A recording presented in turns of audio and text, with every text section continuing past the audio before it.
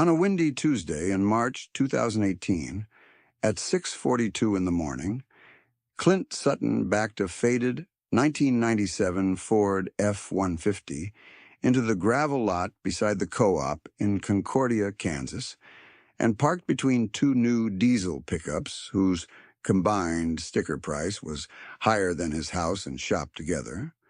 His truck had 312,000 miles on the odometer, rust blooming along both rear fenders, and a cracked bench seat split wide enough to show yellow foam.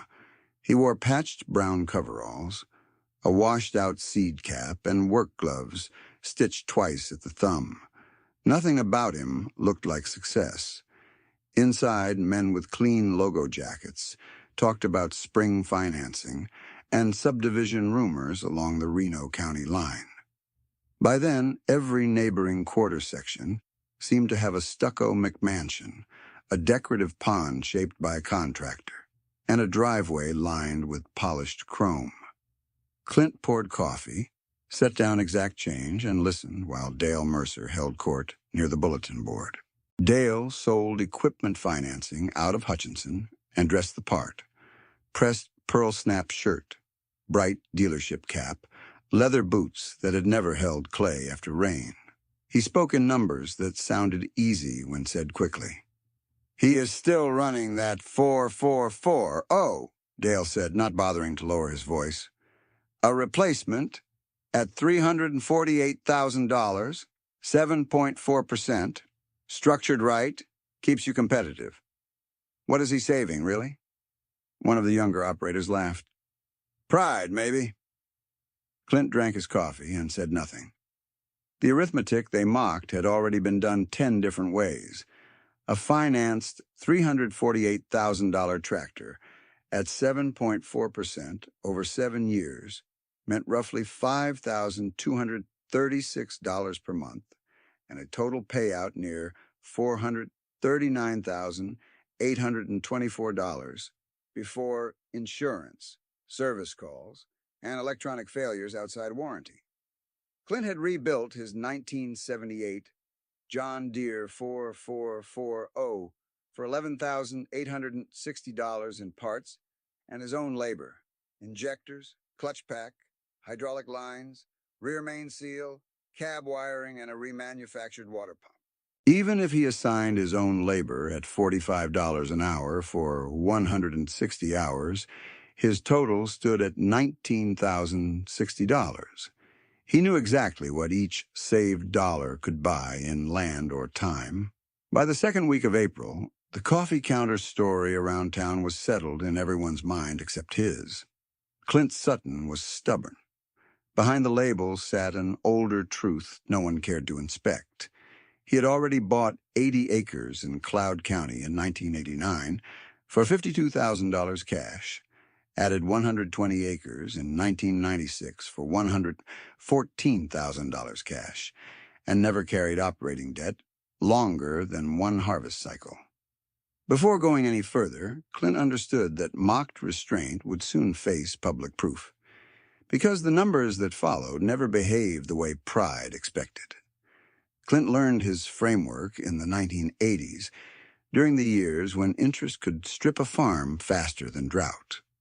He was 20 years old when he stood at a farm auction south of Glasgow and watched a neighbor, Harold Wynn, lose 320 acres that had been in his family for 3 generations. Harold had borrowed at variable rates that climbed past 16%, then 18%, then higher. He was a careful farmer and a decent man. The structure around him changed faster than yields could compensate. By noon, strangers owned his machinery. By 3, the home place was sold. Clint did not romanticize that day. He wrote one line in a pocket notebook he kept for prices and rainfall. Debt turns bad weather into final weather. There was no dramatic inheritance waiting for him. His father, Vernon Sutton, had worked custom harvest and rented ground when available, paying bills and little else. What Vernon gave him was method. Every Sunday night, the kitchen table held 2 sharpened pencils, a county map, and a ledger book with columns for seed, fuel, repair, rent, basis, yield, and cash on hand. Vernon had one rule that sounded harsh to younger ears and merciful to older ones. If you cannot survive a bad year with what you already own, you do not own it yet. When Vernon died in 1988, Clint inherited $19,400 in savings, 3 paid-off implements, and a list of people to thank. He kept the list in his wallet for 12 years. He also kept a progression that looked small in the moment and decisive in hindsight. 1989. Bought 80 acres in Cloud County for $52,000, cash after selling 2 old trucks, custom cutting all summer, and pooling savings. 1991. Added perimeter fencing and tile repairs for $6,840, paid from wheat proceeds. 1993. Bought a used grain truck for $8,700 cash, 187,000 miles, straight frame, weak starter replaced for $380. 1996. Bought 120 adjoining acres for $114,000 cash from an estate sale where financing fell through for 2 other bidders. 2001. Leased 240 acres on a 3-year term at $68 per acre, no automatic rent escalator. 2007. Purchased another 320 acres for $486,400, 20% down, and a 5-year note he retired in 41 months. 2012. Bought 400 acres from a retiring couple for $1,920 per acre below nearby offers because he could close in 14 days without contingencies. 2016. Held 1,760 acres owned free and clear with annual carryover cash above $1,100,000. People later called that luck, but the sequence had structure. Clint did not chase acres at any price.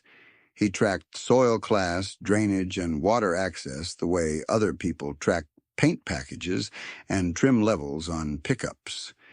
He skipped the social spending race that swept through the county when corn was high and credit was easy. While neighbors poured money into entryways, stone fireplaces, bonus rooms, and detached garages built to impress lenders and in-laws, Clint put money into contour work, culvert replacement, and low spots that held standing water too long after heavy rain. His house stayed modest because it had a purpose and a budget. He paid $84,000 for it in 1994, replaced the roof once for $9,600, installed efficient windows for $7,200, and stopped. Annual living expenses averaged $41,300 across the decade before the subdivision push.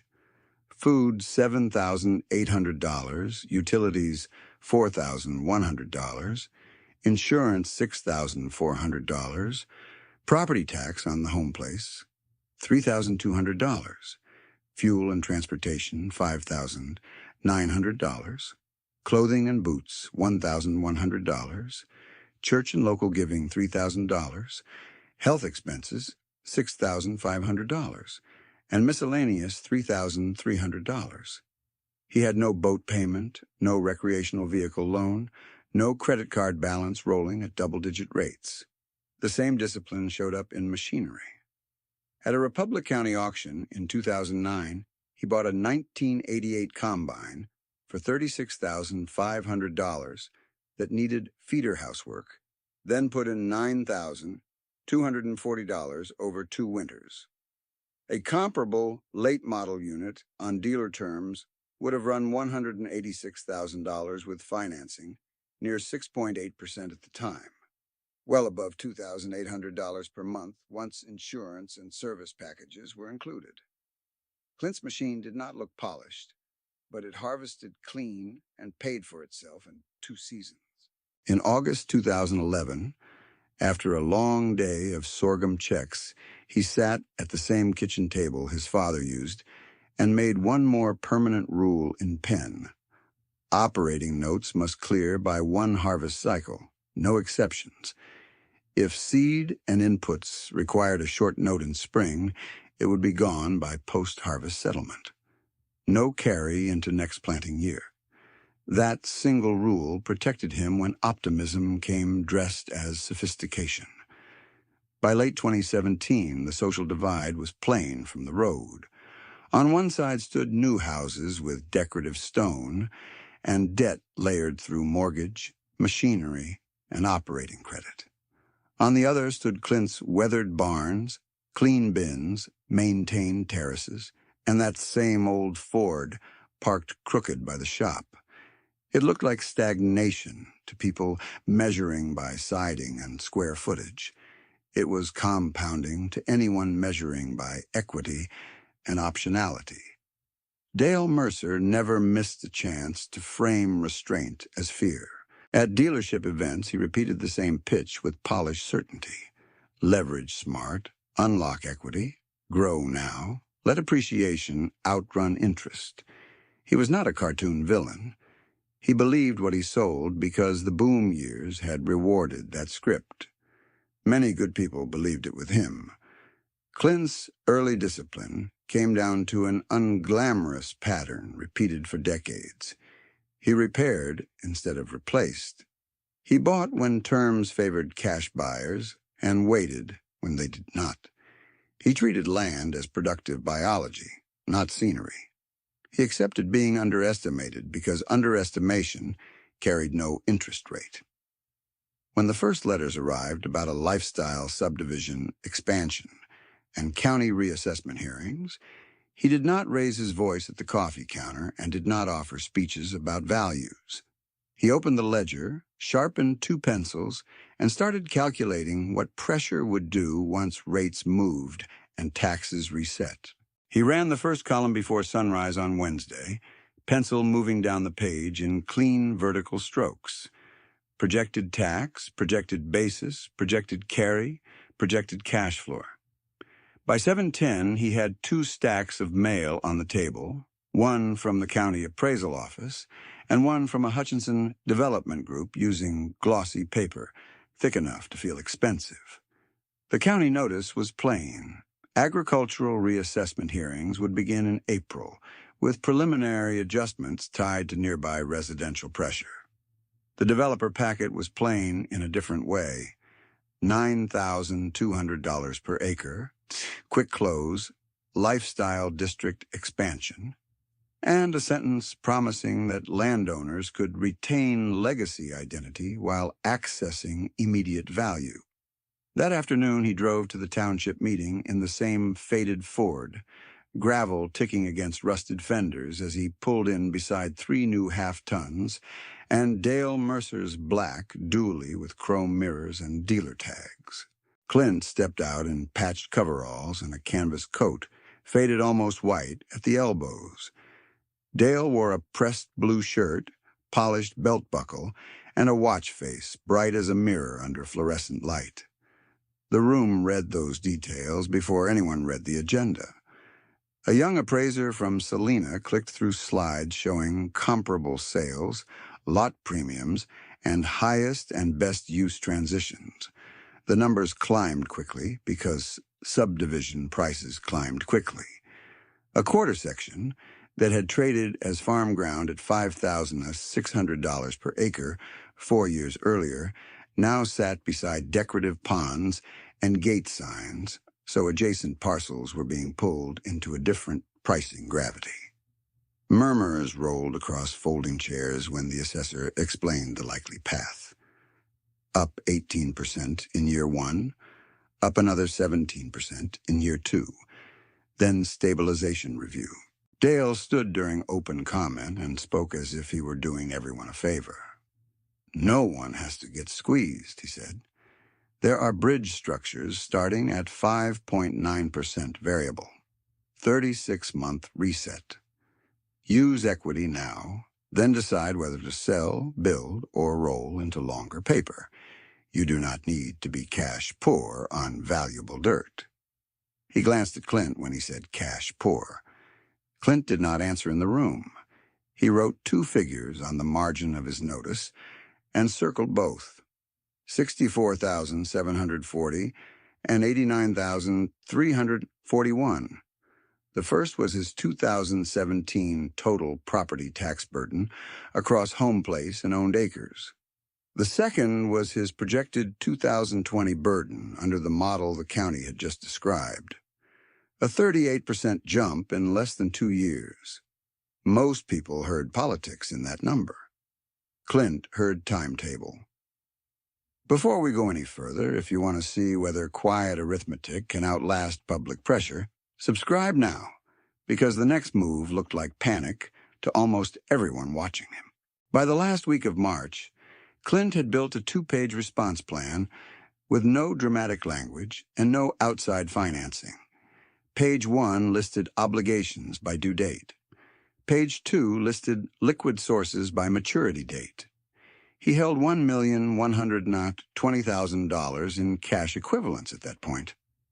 $420,000 in a local money market yielding 2.1%, $300,000 in 6-month Treasury bills at 2.4%, $250,000 in 1-year certificates at 2.8%, and $150,000 in operating reserve cash at the farm account. He would sacrifice yield for flexibility, pay estimated taxes early, and preserve optionality during rate shifts. The strategy was not defensive in the emotional sense. It was offensive in timing. The method came from years that predated Dale, predated subdivision talk, predated the county's polished slides. In 1990, when Clint had less than $8,000 left after his first acreage purchase and a used drill that sheared bolts every 50 acres, he tracked one principle in 3 lines at the top of each ledger page. Keep fixed costs low, keep tools running, keep decisions reversible. He was not anti-growth. He was anti-fragility. In 1992, he rented 60 extra acres for $42 per acre from a widow who wanted clean fences and payment on time. Gross wheat revenue that year reached $31,104. Input and fuel costs were $14,886. Repairs were $3,440. Insurance and property obligations consumed $4,210. Net before living expenses was $8,568. He spent $3,900 of that net replacing worn opener, assemblies on the drill, and banking the rest. People looking only at machinery saw stagnation. His ledger showed capacity being built, one invoice at a time. In 1995, a bank officer offered him a pre-approved line at Prime, plus 2.25 for equipment modernization momentum. Clint declined and bought a used field cultivator at auction for $2,750 cash. The equivalent finance package at a dealership lot was $18,900 with 5-year terms, 7.1%, and annual payments above $4,500. The steel did the same tillage. The debt did not deliver higher yields. It delivered fixed obligations. In 1998, after a wet spring and uneven stand counts, he sold custom hauling on weekends, 26 Saturdays in a row, and added $12,480 to reserve cash. In 2000, when diesel rose and wheat softened, he cut non-essential draw from the farm by $6,200 and did not notice except on paper. In 2003, he bought a neighbor's neglected grain bins for $9,400, then spent $3,160 on concrete patching and fan motors. New comparable storage quoted at $71,000. Old bins are not glamorous on an aerial photo. They are excellent during basis swings. He learned one more lesson from Harold Wynn's loss that he never spoke about at coffee counters. Lenders and borrowers often use the same word, leverage, for two different realities. To lenders, it can be a portfolio asset spread across many files. To a single farm family, it is concentrated weather risk, basis risk, input risk, and health risk sitting on one kitchen table. His year-by-year pages from the early expansion era were dry enough to bore most people and precise enough to save him later. 2004, net farm income $146,220, living draw $34,900. Capital reserve added $71,000 after taxes. 2005, bought 40 acres at $1,180 per acre, total $47,200 cash from a state timing discount. 2006, rebuilt planter transmission for $1,340 instead of replacing row unit package, quoted at $18,600. 2007, purchased 320 acres for $486,400. Down payment, $97,280. 5-year note at 6.2%. 2008, made principal curtailment of $88,000 from strong sorghum and custom work margin. 2009, additional principal payment $121,000, remaining balance below $190,000. 2010, paid off note fully in month 41. Interest saved versus schedule, $46,870. 2011, wrote permanent operating rule, no carry note beyond one harvest settlement. 2012, closed on 400 acres with 14-day cash, closed after nearby financed buyers missed deadlines. 2013, added terrace and drainage work, $72,400, lifting low ground consistency by measurable bushels per acre. 2014, carried zero long-term debt and $940,000 in total liquid reserves. That sequence did not produce applause. It produced silence, which Clint preferred. When the first reassessment estimate became formal, he made calls in a specific order: county treasurer, accountant, then his grain merchandiser. The treasurer confirmed early payment treatment and discount windows. The accountant ran scenarios at 3 commodity price bands and 2 fuel assumptions. The merchandiser penciled likely basis outcomes if processor demand shifted toward verified regenerative acres. By Friday, Clint prepaid 2 years of county tax obligations at once, including parcels not yet due. Total remittance, $168,420 by cashier's checks. The clerk looked up twice before stamping receipt copies. Word moved faster than wheat futures in a dry week. At the co-op, the interpretation hardened immediately. "He is scared," one man said near the seed pallets. "Prepaying taxes means he sees the wall." Dale added, "Or it means he is tying up liquidity he will need. Smart operators keep flexibility with structured debt." Clint was standing 4 feet away, buying hydraulic oil, and did not engage. He loaded 2 pails and a filter kit into the Ford and drove home with the windows down because the truck air conditioner had quit in 2014, and he never fixed it. Early discipline always looked plain from outside. In practice, it was granular. He tracked fuel burn by field pass and flagged any implement change that moved him above target gallons per acre. He replaced hoses before failure windows, not after downtime. He bought parts in shoulder seasons when suppliers discounted old inventory. In one 12-month span, he spent $14,730 on preventive maintenance across tractor, combine, drill, and grain handling.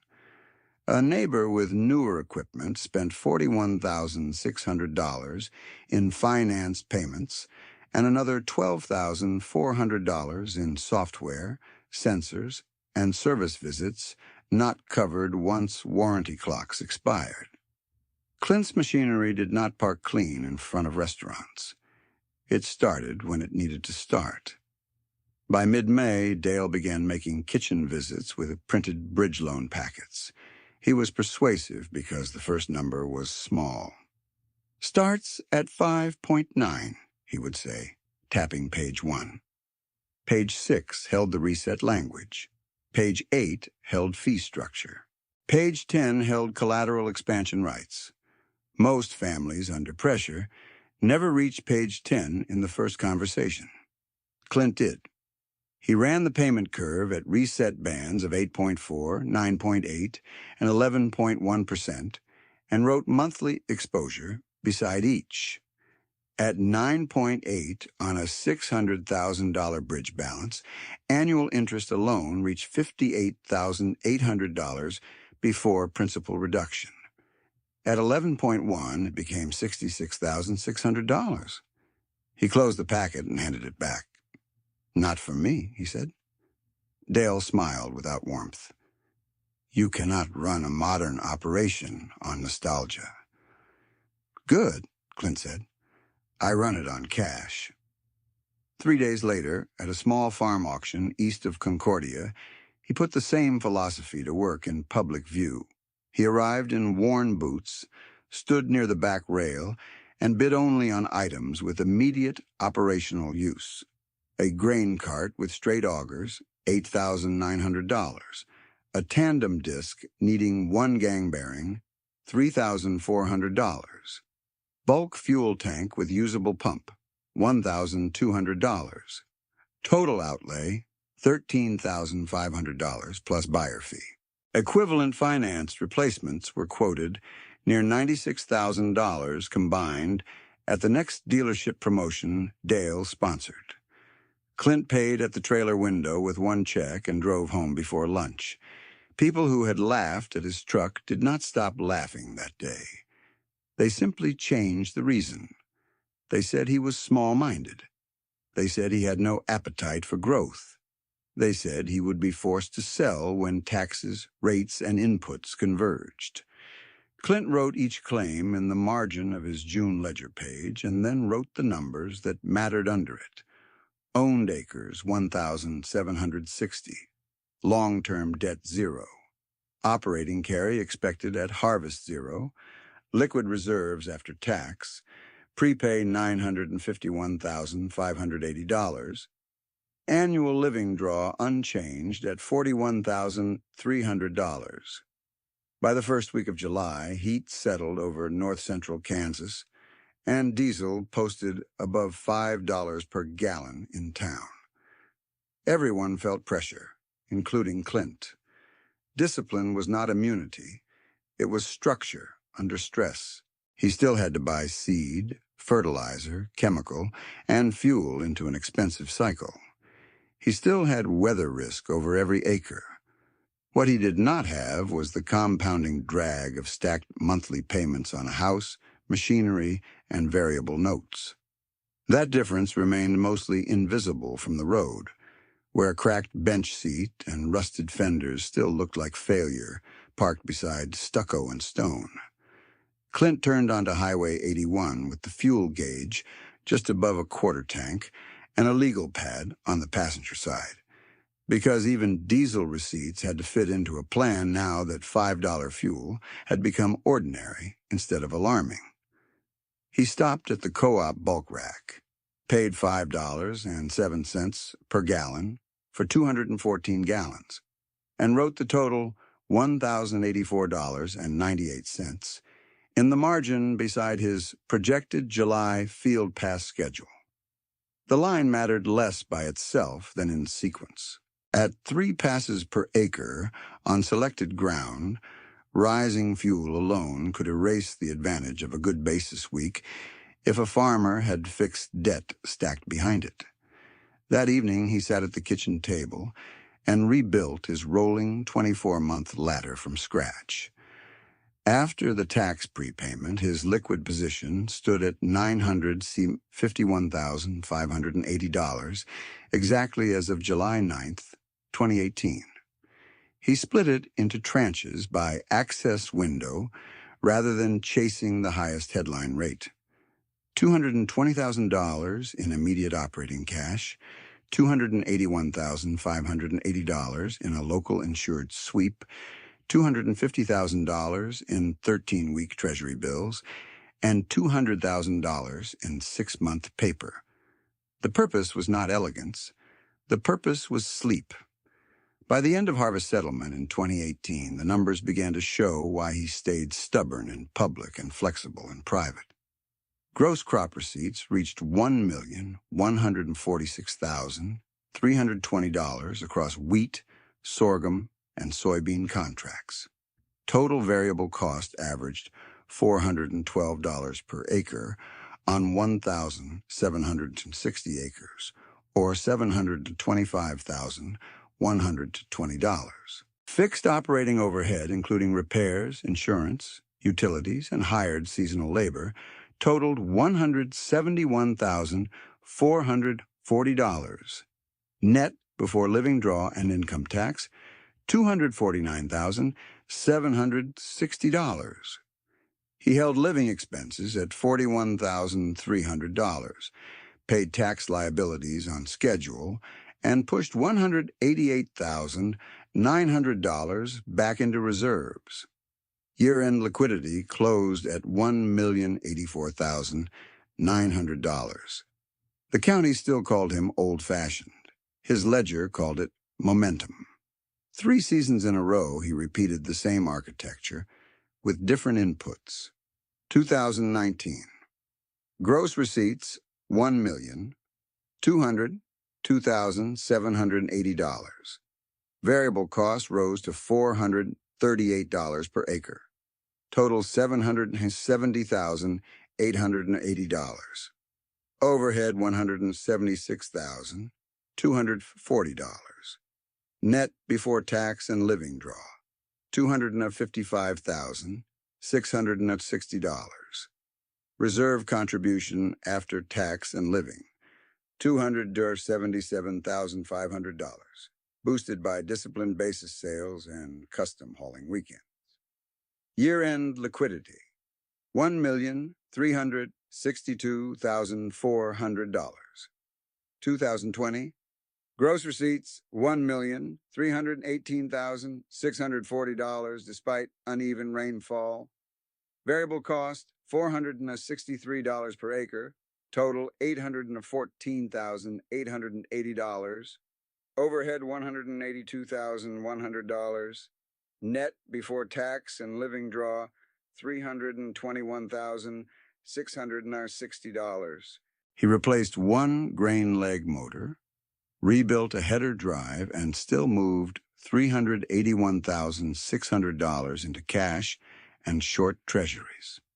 Year-end liquidity, $1,744,000.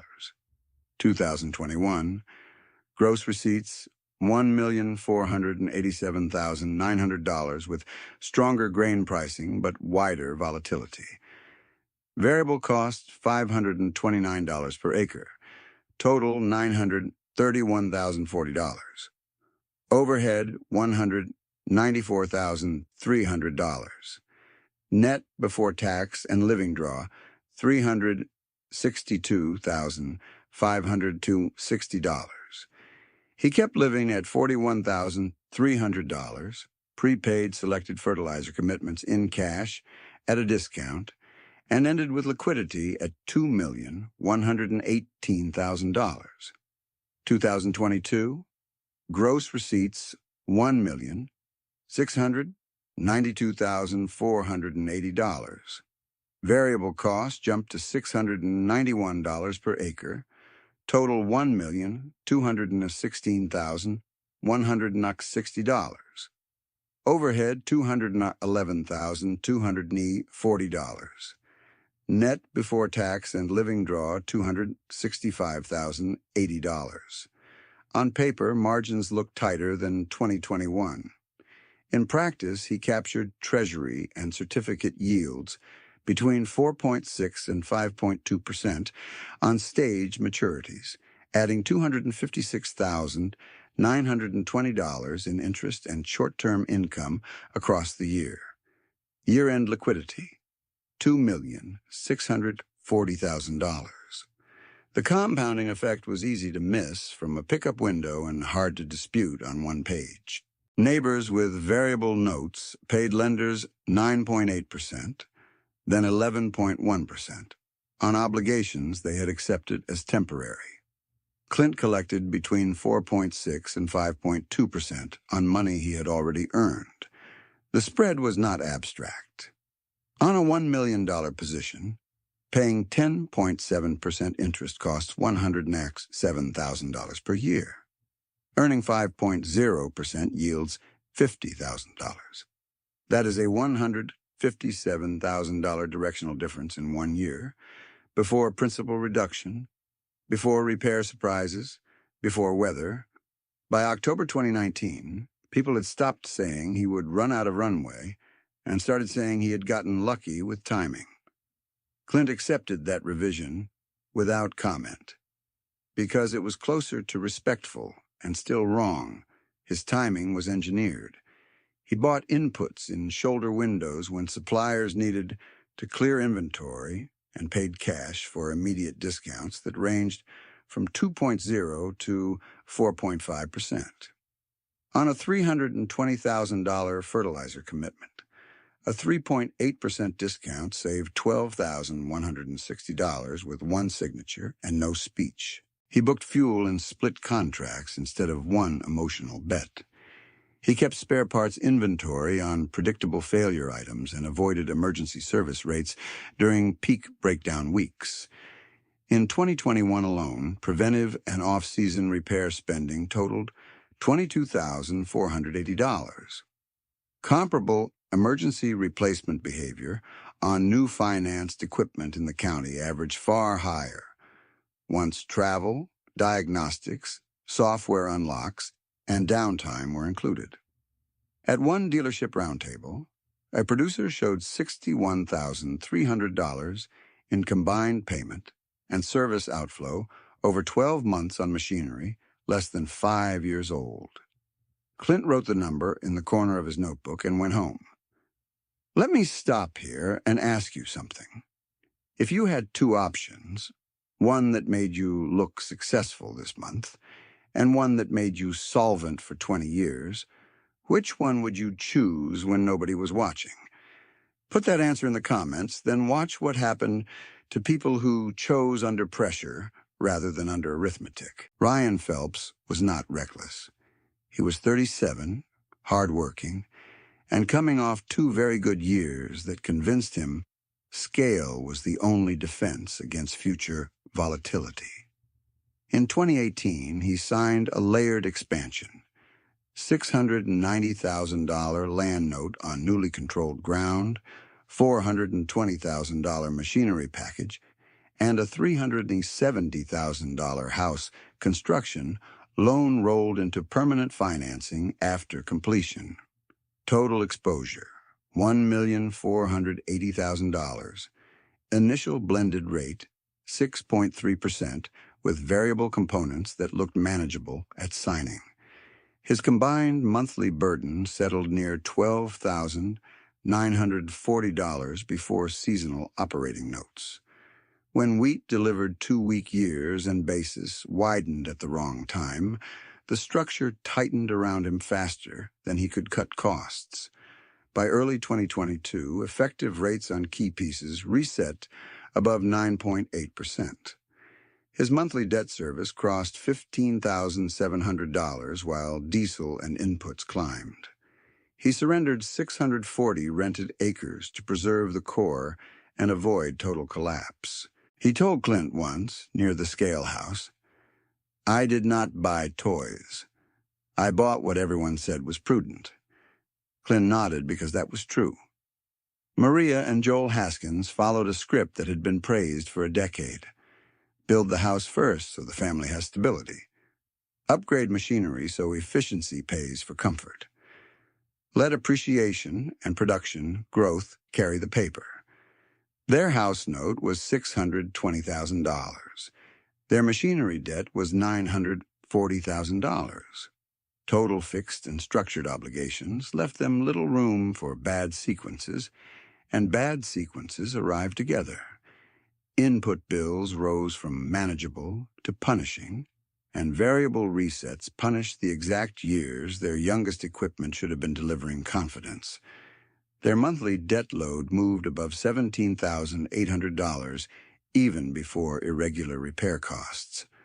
When one lender declined extension and another demanded additional collateral, court orders followed. They sold under legal pressure. No one in town celebrated that. Most people stared at their own statements in silence. Ben Ortega tried to bridge through one damaging season, then another. Hale took enough of his crop in one cycle to force a refinance. Rising rates and lower working capital forced a second refinance. His final blended rate reached 10.7%. Combined monthly payment, $19,400 across land, machinery, and restructured operating carry. He lasted longer than most expected because he worked harder than most expected, taking night shop jobs and custom work while running his own ground. Work ethic did not change amortization schedules. By late 2022, he could not hold all three fronts and kept the farm from deeper legal distress only by liquidating major equipment at depressed values. Dale Mercer did not create those storms, but he kept selling umbrellas with holes. At auctions and dealership lunches, he repeated the same confidence line. Real operators leverage appreciation. Sometimes appreciation came. Sometimes rates rose first. The math only needed one bad sequence. 3 days after Ben's second refinance closed, Clint reviewed a side-by-side sheet his accountant had prepared for stress testing. Profile A, debt-heavy model, 1,600 to 2,000 acres, annual principal and interest burden between $178,000 and $312,000 depending on reset bands.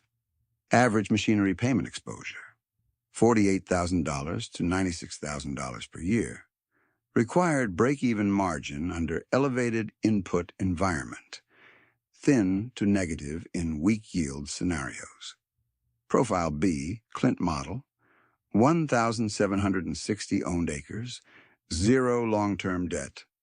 Annual principal and interest burden, $0 on long-term obligations. Machinery outflow mostly repairs and targeted replacement, $24,000 to $46,000 per year depending on wear cycle. Break-even margin remained positive in moderate yield stress because fixed obligations stayed low and liquidity generated income. The line that mattered most was at the bottom. Under a 2-year stress case with high inputs and unstable prices, Profile A exhausted working capital and triggered collateral risk. Profile B retained liquidity and optionality. By the second week of June 2022, heat settled in without enough follow-up moisture, and county talk shifted from expansion plans to survival plans. Wheat test cuts came in lighter than hopeful projections. Sorghum prospects became a map of pockets, not averages. Crop insurance calls increased. So did short-term borrowing requests. Ryan met his lender twice in 1 week and came out with the stricter terms each time. Maria and Joel packed half their household before the final order was posted because they wanted to choose what to keep rather than lose it in confusion.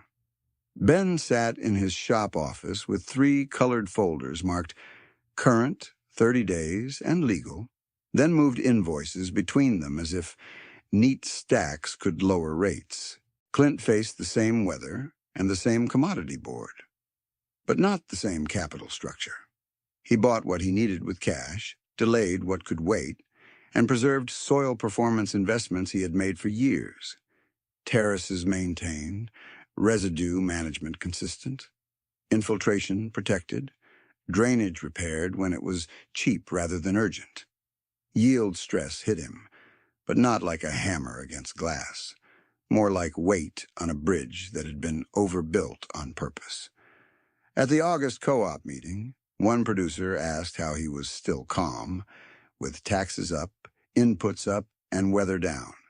Clint answered in 11 words. I paid tomorrow's bills before today got expensive. Then he returned to checking a parts list. That autumn, county delinquency chatter moved from rumor to records. Extension requests increased. Equipment repossession transport trucks became more common on back roads than anyone wanted to admit. Some homes with stone entryways sat dark through weekdays while owners drove farther for off-farm work to keep notes alive. The decorative ponds still reflected clean sunsets. The underlying ledgers had changed. Clint finished post-harvest settlements, cleared his short operating line inside one cycle again, and rolled maturing paper into a new ladder at higher safe yields. He did not celebrate. He did not lecture. He sharpened 2 pencils, updated acreage maps, and penciled drainage priorities for the next spring. By early November, with most fields quiet and financial strain no longer deniable, a regional soil consulting firm called his accountant to ask for permission to sample Clint's contiguous block for a processor premium study. And that single request would force the county to recalculate what his plain dirt was actually worth. His accountant, Neil Brubaker, returned the soil firm call within 15 minutes and asked one question Clint trusted. Do they pay for verification, or do you pay to prove yourself? The answer was favorable. The consulting firm would fund sampling, infiltration testing, and organic matter mapping because a regional grain processor needed contiguous acreage that could document resilience under heat and irregular rainfall. Clint told Neil to open the gate list and schedule around existing field traffic. Then he went back to replacing a worn hydraulic coupler on the 4440. Sampling crews arrived in early November with probes, GPS flags, and moisture meters. They expected variation, because every farm has it. What they found on Clint's connected block was unusually stable. Weighted average organic matter tested at 3.9% across enrolled fields, with several long-managed tracks above 4.2. Infiltration rates on repaired contours outperformed nearby comparison parcels after simulated inch-per-hour events, and residue retention translated into lower surface crusting where others saw runoff. The report did not read like praise. It read like a procurement document. Verified acres on Clint's ground qualified for a 12-year supply agreement with a basis premium of 74 cents per bushel on contracted wheat and sorghum volumes, subject to annual compliance audits. Neil set a meeting for the second Tuesday of December at his office in Concordia, and at his request, one skeptical appraiser attended, the same man who had once called Clint's operation land rich and cash thin.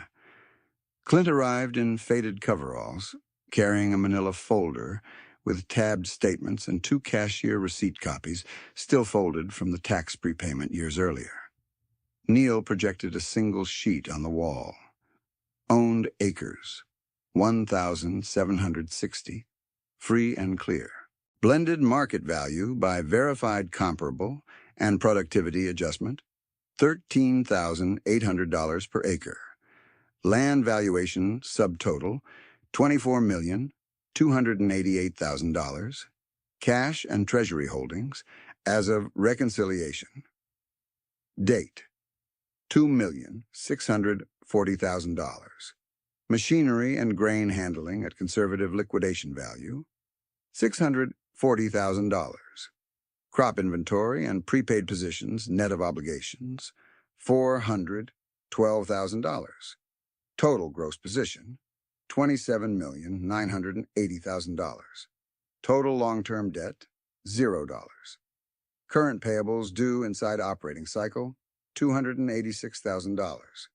Net worth after current payables, $27,694,000. The appraiser asked for one correction, then stopped asking questions. He had assumed leverage hidden somewhere. There was none. He asked whether the processor contract had been signed. Neil slid the executed agreement across the table.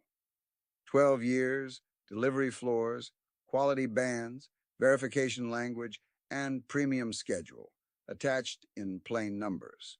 At projected conservative volume of 312,000 contracted bushels across wheat and sorghum, the premium alone represented $230,880 in added annual revenue before any base price movement.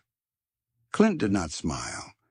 He asked whether the county file would reflect the soil class and water improvements accurately.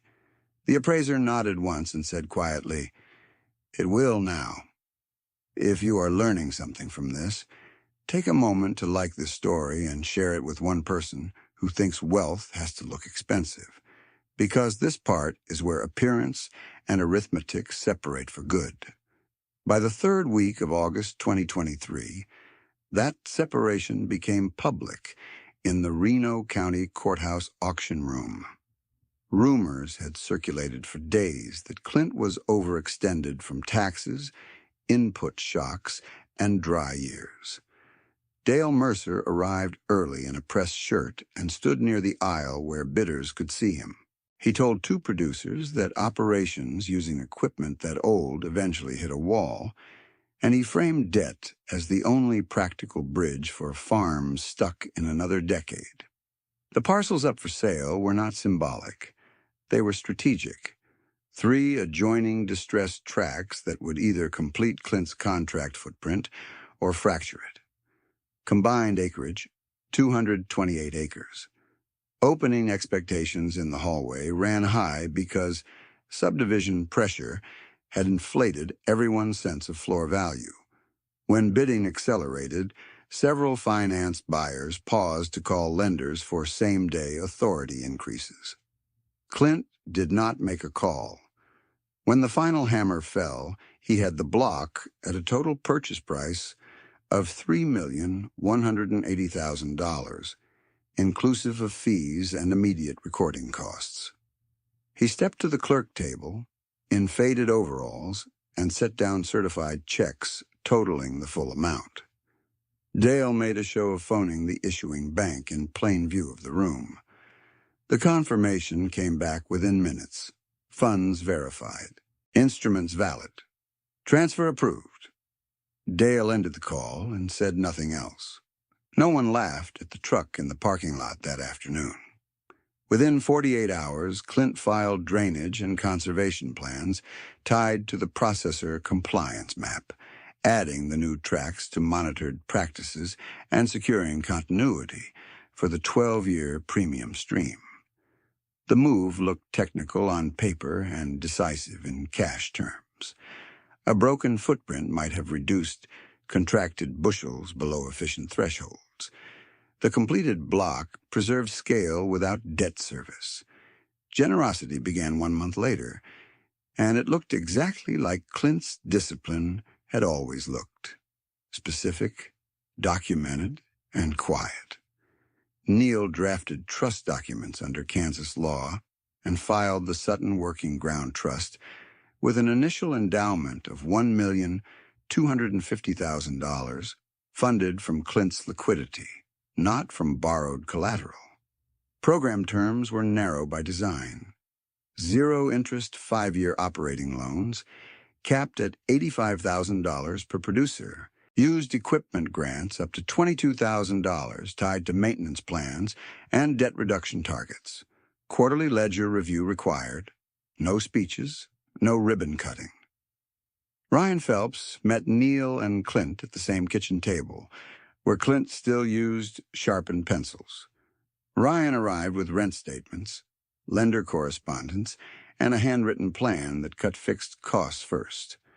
The trust approved an $85,000 operating loan at zero interest with equal annual principal payments of $17,000, first payment deferred until after harvest settlement. It also approved a $14,600 grant for a used no-till drill sourced at auction, contingent on documented residue management and fuel tracking. With trust support and a separate negotiated lease, Ryan took back 160 acres under manageable terms. By the end of his first full cycle under the program, he had positive carryover cash of $42,300 and had made his first principal payment on time. He was not suddenly wealthy. He was stable, which was better. Maria and Joel Haskins needed a different structure because housing loss had erased more than equipment position. The trust committee approved a $40,000 rebuild grant with matched savings conditions. For every dollar they saved from custom hay and seasonal work, the trust would match $1 up to $20,000 over 24 months. It also approved a $22,000 equipment grant, used for a reliable used baler, moisture tester, and trailer repairs that allowed them to expand custom hay routes without financing new machinery. Their monthly fixed obligations dropped from the previous crisis load above $17,800 to under $4,900, including rent, utilities, insurance, and business costs. 20 months later, they reached the full savings match, moved into a modest home near their work corridor, and carried no consumer debt. Ben Ortega declined cash first and asked for work. Clint respected that. The trust hired Ben as mechanics instructor and maintenance lead for pooled equipment. Full benefits included annual salary, $72,000, with retirement contribution and health coverage. The trust then funded a $19,800 shop modernization package so Ben could teach diagnostics and preventive maintenance to loan recipients using older machinery. The first year that program cut average emergency repair bills among participants by 31%, based on invoices submitted for review. Ben also received a targeted $11,400 grant for tool replacement after his forced liquidation had left him without core sets. He stayed current on personal obligations and stopped juggling late notices between colored folders. 3 additional young producers entered in the first 18 months, each with smaller allocations. Tara Nguyen received a $63,000 operating loan and a $9,200 planter repair grant. Cole Dam received a $48,000 loan and a $12,700 combine header grant. Eli and Nora Vance received a combined $85,000 loan and an $18,400 grain handling grant tied to storage efficiency targets. None of them were promised easy years. All of them were required to submit debt reduction plans with quarterly evidence. By February 2025, trust disbursements totaled $1,012,100 across loans, grants, and program infrastructure.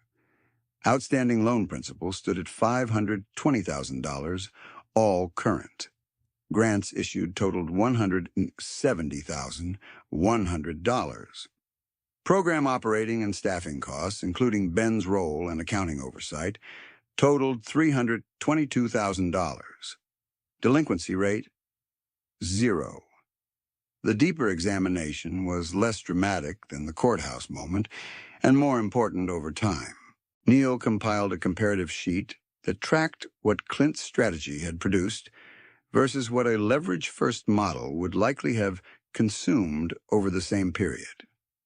From 2018 through 2022, if Clint had financed a $348,000 replacement tractor at 7.4% for 7 years, annual outflow would have averaged near $62,832, including payment, insurance, and typical service package costs.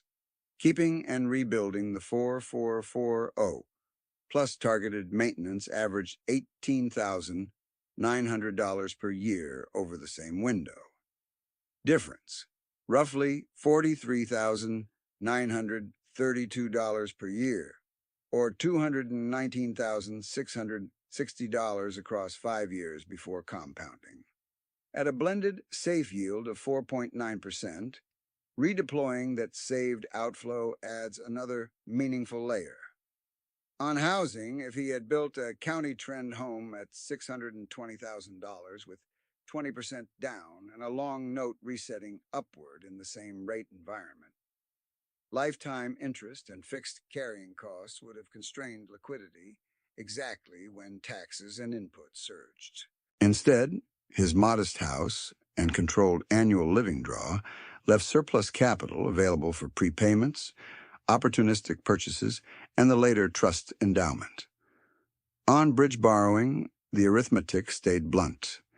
A hypothetical $600,000 variable bridge note at reset levels of 9.8 to 11.1% costs $58,800 to $66,600 per year in interest before principal.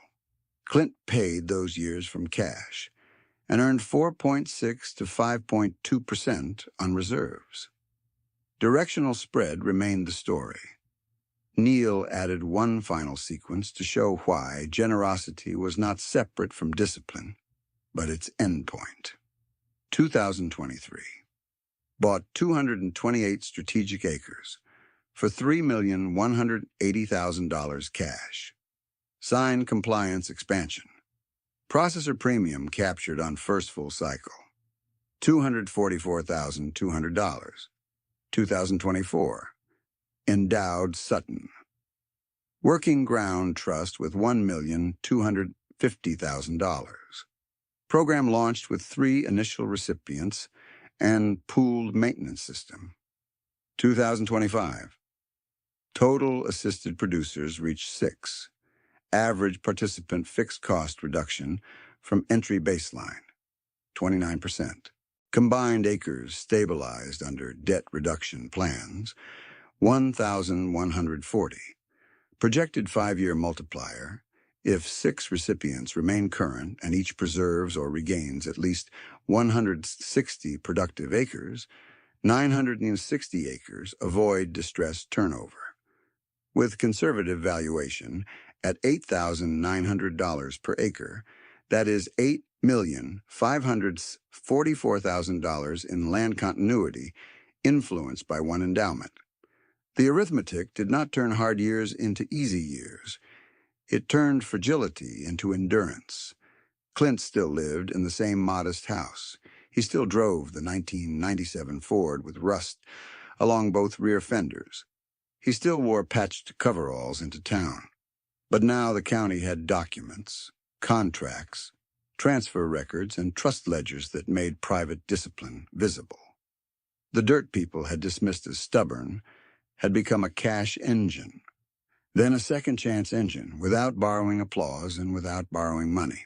The visibility changed who came through Neil Brubaker's office door, but it did not change Clint's screening standard, and that was where the trust either became charity theater or became durable structure. In the first review cycle after launch, every recipient sat at a table with 3 documents open at once: 12-month cash flow, fixed obligation map, and a debt reduction schedule with dates that could be verified by statements rather than promises. Ryan Phelps came in first with clean pages and dirt still on his cuffs from morning repairs. He had ceded 160 leased acres under the trust terms, cut his machinery exposure by using pooled equipment, and held total monthly fixed obligations to $6,180, down from the pressure years above $15,000. His first-year gross receipts on that block were $286,400. Variable costs came to $171,200. Overhead and lease obligations took another $62,900. Net before family draw was $52,300. He paid the scheduled $17,000 principal installment on time, set aside $11,000 for repairs, and carried $24,300 forward. In year 2, he repeated the discipline, then hired one seasonal worker at harvest and one part-time bookkeeper through winter. Stability became payroll for someone else. Maria and Joel Haskins progressed more slowly, which made their numbers more useful to the trust than any dramatic rebound would have been. Their matched savings plan demanded consistency over 24 months, and they met it 1 month early by treating cash flow as a sequence, not a mood. Custom hay revenue and seasonal hauling produced $118,700 in year 1 and $132,400 in year 2. They kept business costs tight, built savings to the full $20,000 match ceiling, and used the $40,000 rebuild grant exactly as filed. Down payment on a modest house, insulation upgrades, and a reserve account that prevented small repairs from becoming credit card debt. Their monthly fixed obligations held under $4,900, then dropped to $4,420 after insurance repricing and utility improvements. Joel's old panic about each mail day eased first. Maria's did later. By the next spring, they were current on every account, carried no revolving debt, and had $18,600 in emergency savings. They started offering one Saturday each month to help new trust applicants organize receipts and categorize expenses, because that had been the first skill they had lost under pressure. Ben Ortega's trajectory looked different again, and the trust improved because it allowed that difference instead of forcing every story into the same template. Ben's maintenance program began with 6 participants and one practical rule.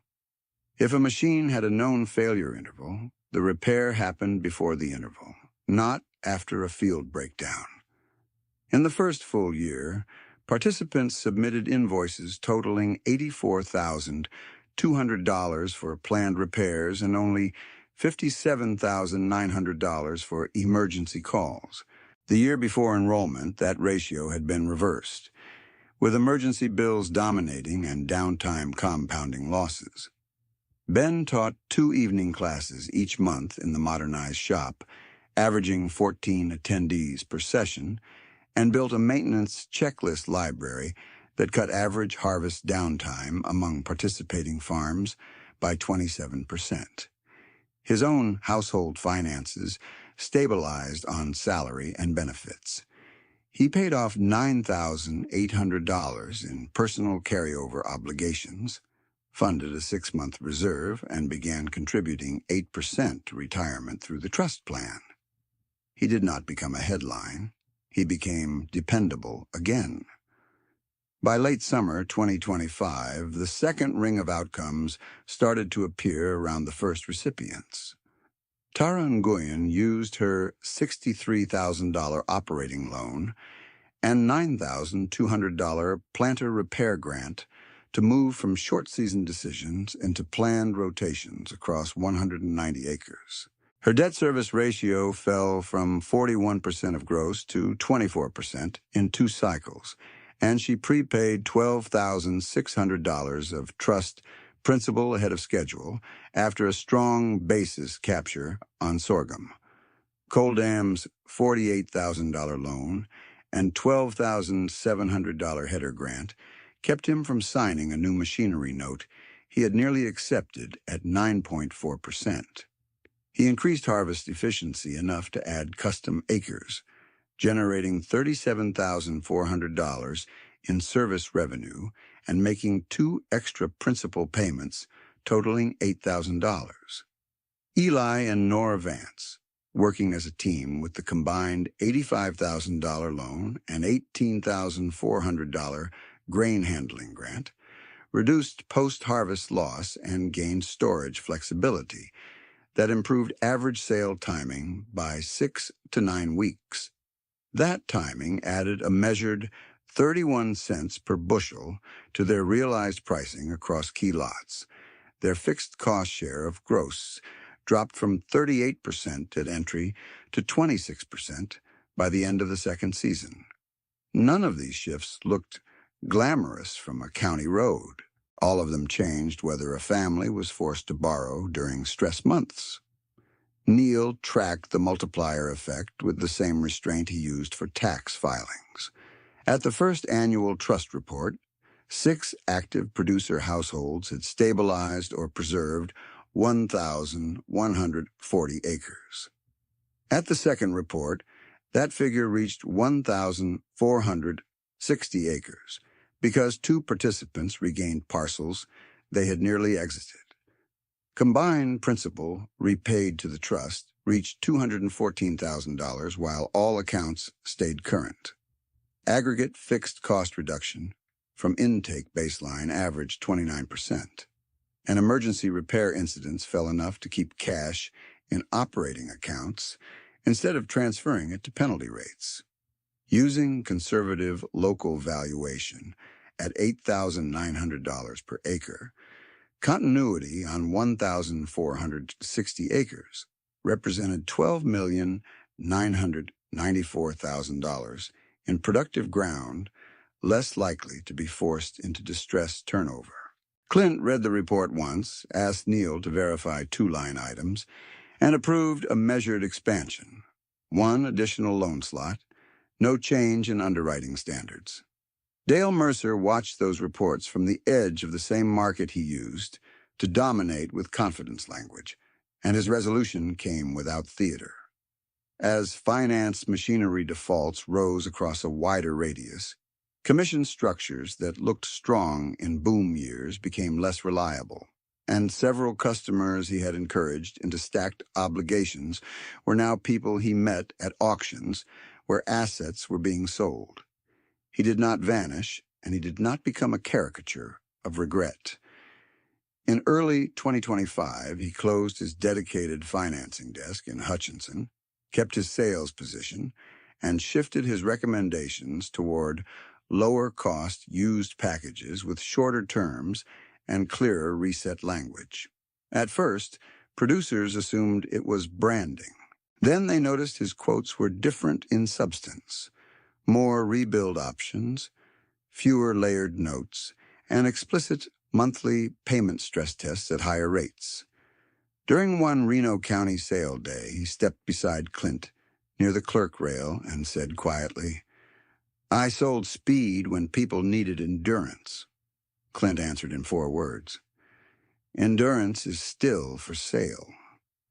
Dale nodded once, then spent the afternoon helping a younger buyer locate a dependable used tractor instead of steering him toward a new financed model. He remained in ag sales, earned less per deal than before, and lost none of his ability to speak. What changed was where he placed urgency. By the first week of October 2025, the county had enough distance from the worst pressure years to see patterns rather than episodes. Ryan Phelps was current on all trust payments and had expanded leased management to 220 acres without adding long-term debt. Maria and Joel Haskins lived in their rebuilt home, ran a steady custom hay route, and held match savings beyond the original program threshold. Ben Ortega continued as mechanics instructor and maintenance lead, with his class roster now including 2 high school graduates entering farm work, with less borrowed equipment risk because they had preventive systems from day one. Tara Nguyen stayed current and ahead on principal. Cole Dam stayed current and added 1 apprentice each harvest. Eli and Nora Vance remained current, improved storage turnover, and prepared to make their 3rd on-time annual payment. Neil Brubaker kept the trust books audited and transparent, with quarterly reports available to every participant. The skeptical appraiser, who had once misread Clint's balance sheet, now used Clint's acreage practices as a documented case in county valuation discussions when productivity and water handling were being debated. Clint stayed where he had always been, in the modest house he bought in 1994. Under a roof he repaired when needed and nothing more. The 1997 Ford F-150 still carried rust along both rear fenders, and still sat at 312,000 miles plus change that no one bothered to romanticize. The cracked bench seat was patched again with a heavy canvas cover. The 1978 John Deere 444 still ran after preventive work each winter, and the combine that had once looked outdated to everyone else still harvested contracted acres that paid premiums because soil had been managed for decades instead of mined for one season's image. On a cold morning after first frost, Clint and Ben stood in the shop, replaced a hydraulic hose before failure, and checked fan motors on the old bins. The work was ordinary. The philosophy remained intact because ordinary work kept proving it. If you want more stories where arithmetic beats appearances, subscribe now and stay with this series because these outcomes are built one ledger line at a time, not by luck and not by speeches. Then leave a comment with one specific number you track in your own life that tells you whether you're getting safer or just looking successful. Because that question changes decisions faster than any motivational slogan. Share this with one person who feels behind because their truck is old, their house is modest, or their path looks plain from the outside, especially if they are being pushed toward debt they do not need. Clint Sutton never argued with the county about image. He tracked cash, soil, water, and time. He paid tomorrow's bills before today got expensive. He turned plain dirt into durable income, then turned durable income into second chances for other families. Near sunset, his old Ford rolled out of the yard, rust-catching amber light, and headed toward fields that looked unremarkable until the numbers were red. The next Monday, just after sunrise, Clint parked the Ford beside the old brick office that now held the trust records, carried in a cardboard file box, and set it on Neil Brubaker's conference table.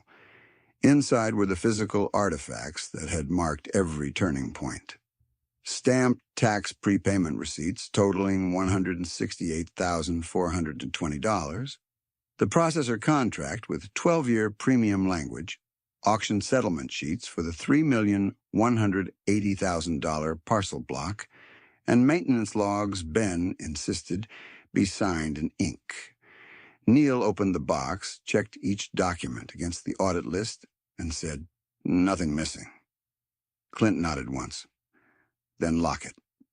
By the first week of February 2026, the annual recipient review filled every chair in the room, and no one wore a suit. Ryan Phelps came in with 2 binders and a coffee stain on the corner of his cash flow sheet. He had completed 2 full cycles under trust terms and was entering the 3rd with fewer acres than his pre-crisis peak but stronger margins. Gross receipts on his 220-acre managed block plus custom work were $402,880. Variable costs were $236,140. Fixed obligations, including lease and insurance, stood at $73,900. Net before family draw was $92,840. He set down a cashier check for $17,000 principal and slid over a second check for an unscheduled $6,000 curtailment.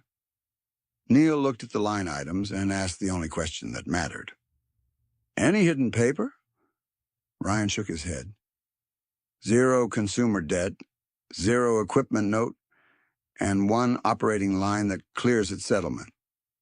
He glanced at Clint, then at the table. "I sleep now. That is new." Maria and Joel Haskins sat side by side with color-coded envelopes, the same system they had learned when panic was still close. Their custom hay route had expanded to 3 counties. Their rebuilt household budget had held for 28 straight months, and they had saved beyond the original match requirement. Maria unfolded a 1-page household statement. Emergency reserve, $31,400. Business reserve, $22,900. monthly fixed obligations, $4,380. Joel pushed forward their trust payment receipt and said, "No late notices this year." Ben Ortega followed with grease under his nails and a laptop full of maintenance intervals. The pooled equipment program now served 9 active producers. Preventive repair spending for the year was $126,700. Emergency repair spending was $61,200, still lower than preventive by a wide margin, which was exactly the inversion he had promised. Average downtime during harvest windows had dropped another 11% from the prior year. Ben clicked to the final page and showed a plain table. Participants saved a combined $94,300 by replacing hoses, bearings, and seals before failure, rather than paying rush rates after breakdowns. "This is not glamorous," he said. "It is what keeps people in business." Tara Nguyen arrived straight from a seed delivery with mud on her cuffs and paid ahead again, $9,000 above scheduled principal. Cole Dam brought settlement stubs proving his custom harvest side work had become stable enough to hire 2 seasonal workers for 6 weeks each. Eli and Nora Vance carried in a grain marketing sheet with sale dates, basis levels, and storage turns. Their pricing improvement held at 29 cents per bushel over baseline, close to last year, and enough to keep their fixed cost ratio under 27%, even with higher insurance. Neil recorded every payment in front of them, printed receipts, and handed copies across the same table where people once asked for extensions they could not survive. When the meeting broke for lunch, Neil pinned the updated multiplier sheet to the wall. Active and graduated participants together now touched 1,980 acres under debt reduction frameworks. Combined principal repaid to the trust reached $406,000. Delinquency rate remained 0. Conservatively valued at $9,100 per acre, stabilized productive ground represented $18,018,000 not pushed through distress turnover. Clint read the sheet in silence, then signed approval for 1 additional annual loan slot and a hard cap that kept underwriting strict. 3 days later, Dale Mercer drove out to Clint's shop in a used service pickup with 146,000 miles and faded door decals half removed. He stood by the workbench while Ben labeled filters for spring, and he held an old, laminated rate card from his financing desk years. "I brought this to show the new hires what not to do," Dale said. "Intro rate on page 1, reset trap on page 6. He set the card down and, after a long pause, added what he had stopped mid-sentence on years earlier. "At that township meeting. When I looked at you, I thought you were afraid. You were front-running risk. I could not read it." Clint tightened a vice handle and answered without heat. "You sold what the room wanted." Dale nodded. "Now I sell what survives." He opened his folder. Rebuilt tractors, shorter terms, mandatory stress tests at 9% and 11% before signatures, plain language payment charts, no stacked collateral clauses. His commissions were lower by about 38% per closed deal compared with peak boom years, but his defaults were lower too, and that had become its own kind of credibility. By autumn, he had trained 2 younger salesmen to present used equipment pathways first. He never gave a public apology speech. He changed the paper in front of people. In April 2026, the skeptical appraiser returned for county review with updated maps that finally reflected Clint's drainage and soil work records correctly. He met Clint by the courthouse steps and handed over corrected valuation documentation. "I was late to your numbers," he said. "Not anymore."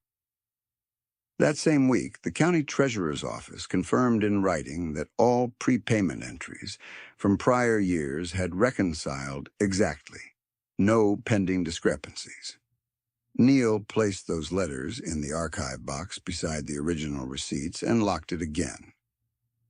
In June 2026, the County Commission finalized the agricultural use framework. Land stayed on farm valuation, with capped annual adjustments unless a subdivision plat was actually recorded. The remaining expansion petition was withdrawn that month, and option contracts around Clint's blocks expired. By spring 2027, courthouse filings showed delinquent farm notes back near pre-2021 levels as lenders converted surviving reset structures into fixed terms operators could carry. By the second week of October 2027, harvest moved under a clear sky, and the old machines still did their work. The 1978 John Deere 4440 carried a new set of hydraulic lines and the same rebuilt core that had cost $11,860 years ago. Ben's logbook showed 11,420 total hours and no major in-season failure for 3 consecutive years. The 1988 Combine, once dismissed as outdated, cut contracted acres that earned the processor premium again, adding $252,710 in annual premium income on verified bushels that year. The bins Clint bought for $9,400 decades earlier now handled enough time storage to improve realized sale windows for both his farm and 2 trust participants using shared agreements. On a windy evening after that harvest run, Clint hosted a plain supper in the shop. Ryan arrived first with his oldest son, now old enough to run augers under supervision.